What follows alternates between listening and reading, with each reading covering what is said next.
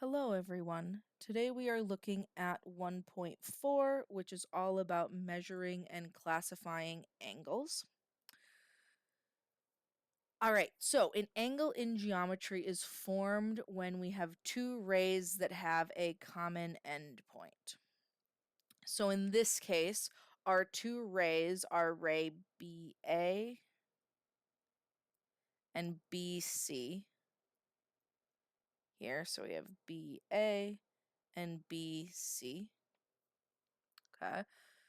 All right, and that common endpoint that they share is point B. In an angle, we call this common endpoint the vertex. All right, and then those rays that they are formed out of are called the sides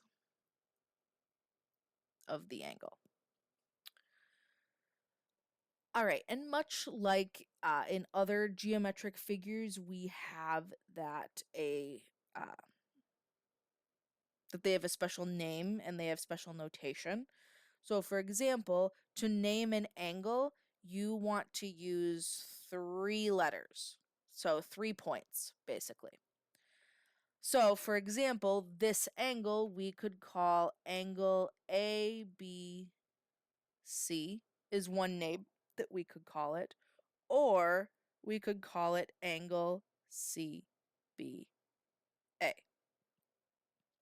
Now, the main thing here when naming an angle is that you want to make sure that the middle letter always represents the vertex of your angle. So in this case, since our vertex is B, both of our namings of the angle have B in the center or in the middle of the 3 letters. Okay. Another trick to know how to name an angle is basically when you name it, you want to quote unquote outline the angle. So, for example, angle ABC means it starts at A, goes in the direction of B, then goes in the direction of C. So, see how that has outlined the actual angle itself. Okay, same with CBA. You start at C, go in the direction of B, and then go in the direction of A. And again, it outlines our angle. Okay. All right, now there are cases where you can name an angle with a single letter. In this case, we can technically name this angle angle B by just its vertex. Now, for example, if I had another ray coming out of B in the direction of, let's say, D, then I couldn't name my angle ABC as angle B because more than one angle exists at that common endpoint. Okay. But in this case, since we just have the one, we can name it angle B if we really want to. All right, and then the last basics we have about angles is that when we're referring to the measure of an angle, we use the lowercase m. So, in our notation. So, for example, the measurement of angle ABC is how we write this. So, we have a lowercase m, our angle symbol, and then our actual angle. Okay. So, again, this is said as the measure of angle ABC. All right. All right, and this is used when we are talking about the degree measure of our angle. So here, for example, our angle ABC is 60 degrees, so we would write that the measure of angle ABC is equal to 60 degrees. So much like when we were talking about lengths and segments, and we had different notation representing the length and naming the segment, we have something similar when it comes to angles. Okay, so in the spot here, when we talk about the name versus the measure. Okay, so like for example, our segment, we had segment AB. But if we were talking about the length, we would leave off the segment notation at the top and just have AB. Whereas with the angle, we have something similar. If we're talking about the name, we say angle ABC. If we're talking about the angle measurement, aka the degrees of the angle, we would say measure of angle ABC. Okay. So again, measure deals with equality and name deals with congruence. Okay. All right, so the next thing we are going to look at here is we are going to look at classifying angles. Now, these angle classifications are classifications you have heard and seen before. So for example, our first one, this first angle right here, I'm going to outline it in green, okay, is an acute angle.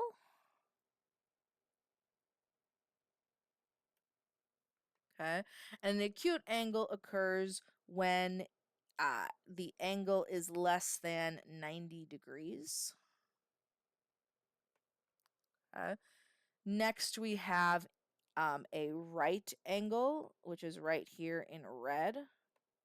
Okay, a right angle is exactly 90 degrees.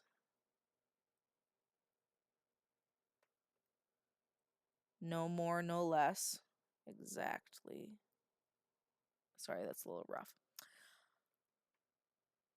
Next, we have an obtuse angle right here that I'm outlining in blue.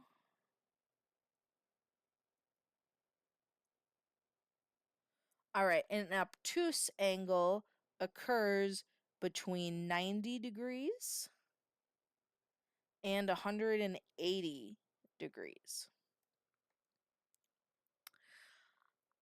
All right, and then our last type of angle down here, all right, in purple. Okay. Our last type of angle is what we call a straight angle.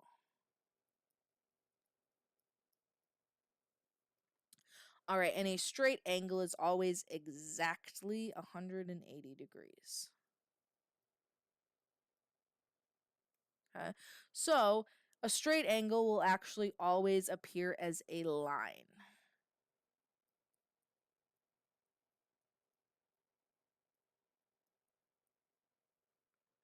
Okay, so every line you see is 180 degrees.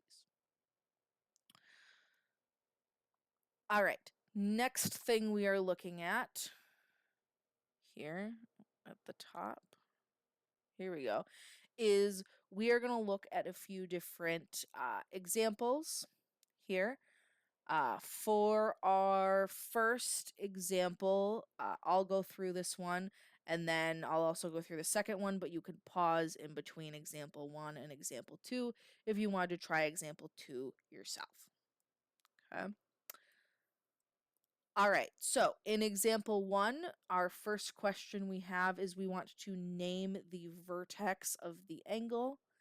So our vertex of our angle here is we have our two rays and we have our common endpoint ends up being K.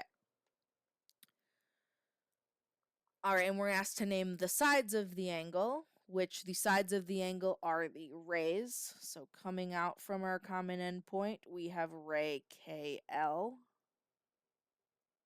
is one, and then we have ray KJ is the other.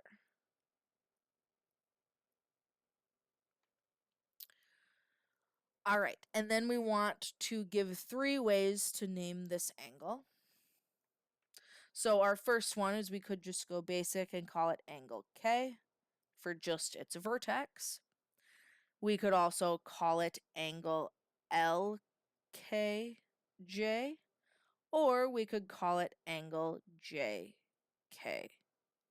So again, swapping around the letters, making sure that we'd be able to trace the angle. All right, and then the last thing we want to do is classify the angle. So our angle is classified. We can see here that it is greater than 90 degrees. okay, because 90 degrees, it would go straight down like that. But it goes beyond that, but it also doesn't make a straight line. So since it's in between 90 and 180, it is going to be an obtuse angle. Okay. All right, so if you did want to pause to try example 2, you can do that. I'm going to go straight into it. So in this example, we have that our vertex is S. The sides of our angle are SR, or ray SR, and ray ST. And we want to name 3 ways to name this angle. Well, we have angle S is one way. We have angle RST is another. And then we have angle TSR is the last one. Okay, and then we want to classify our angle. So our angle has a little box in the corner, which if we do go back and look here, we do have that our right angle does have a box in the corner here. And that's how you can tell it is a right angle just by looking at it, is that it has that box in the corner. So this is a right angle.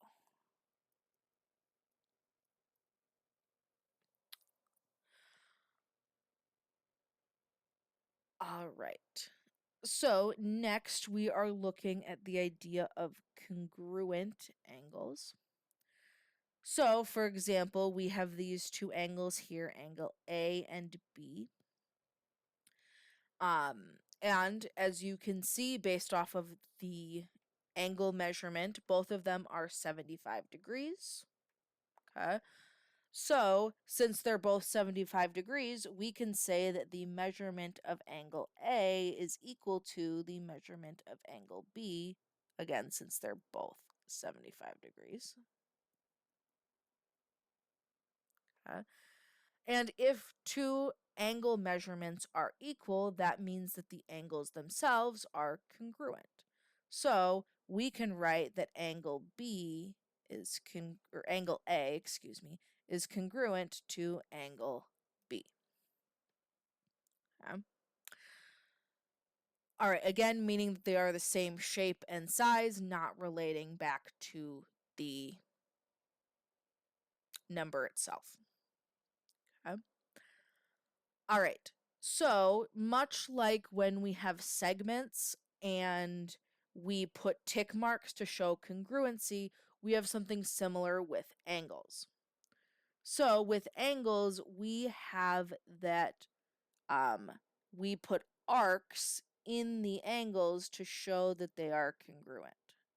So, for example, I put a blue arc in both A and B.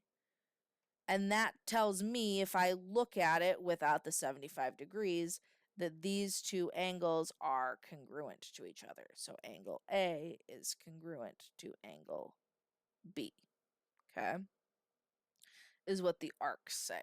So the arcs say that angle A is congruent to angle B. And much like our segments, when we add tick marks to show different congruencies, we can do the same thing with angles. So we can continue to add arcs at the vertex to signify that they are congruent. All right, the last thing that we are looking at today is the idea of an angle bisector. So we talked about a segment bisector in 1.2 here. Is basically a line, a segment, or array that cuts a segment in half. Well, an angle bisector is pretty much the same thing here. Sorry, I got a little down there. All right, so an angle bisector is specifically a ray that divides an angle into 2 congruent angles. 2 congruent angles.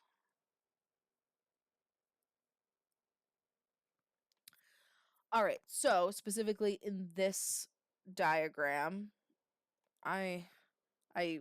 this is from when I used a different note sheet. So in the diagram to the left, not to the right at all, here, we have that ray BD is the angle bisector. So we have BD as our ray. So since it is an angle bisector, what it does is it creates two congruent angles. In this case, this angle up here with one arc, and this angle down here with one arc. So we would have angle ABD, so A to B to D, so angle ABD is going to end up being congruent to angle DBC. So again, we trace that angle to name it. All right, so with our two congruent angles made by our bisector,